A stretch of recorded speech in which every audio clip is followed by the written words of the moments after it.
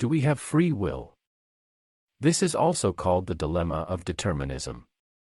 We do not know if our actions are controlled by a causal chain of preceding events, or by some other external influence, or if we're truly free agents making decisions of our own volition. Philosophers, and now some scientists, have been debating this for millennia, and with no apparent end in sight. If our decision-making is influenced by an endless chain of causality, then determinism is true and we don't have free will. But if the opposite is true, what's called indeterminism, then our actions must be random, what some argue is still not free will. Conversely, libertarians, no, not political libertarians, those are other people, make the case for compatibilism, the idea that free will is logically compatible with deterministic views of the universe. Compounding the problem are advances in neuroscience showing that our brains make decisions before we're even conscious of them. But if we don't have free will, then why did we evolve consciousness instead of zombie minds? Quantum mechanics makes this problem even more complicated by suggesting that we live in a universe of probability, and that determinism of any sort is impossible. And as Linus Vepstas has said, consciousness seems to be intimately and inescapably tied to the perception of the passage of time, and indeed, the idea that the past is fixed and perfectly deterministic, and that the future is unknowable.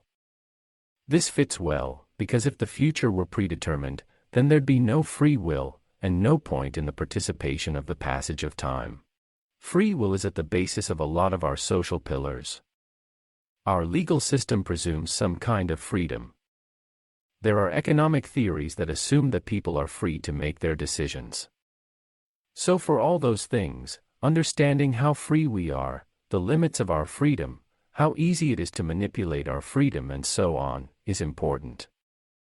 We all kind of go around with this feeling that we are the authors of our lives and we are in control.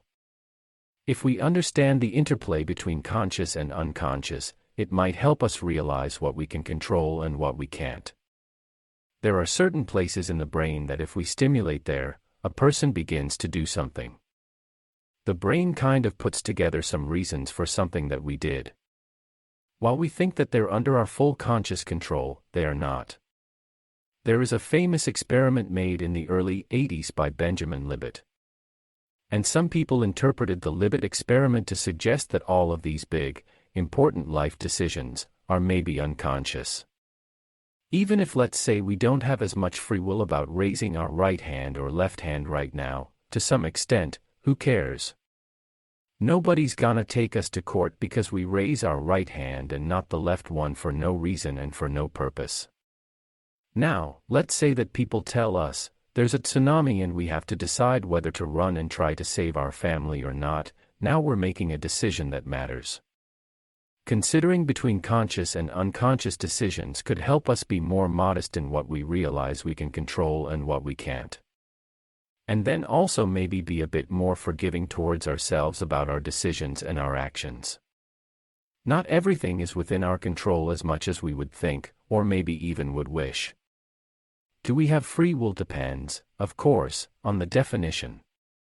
In the sense that the world could go one way or another way depending on my decision, no, I don't think I have that power. But to the extent that I can act according to my desires and my wishes, yes, I think I can.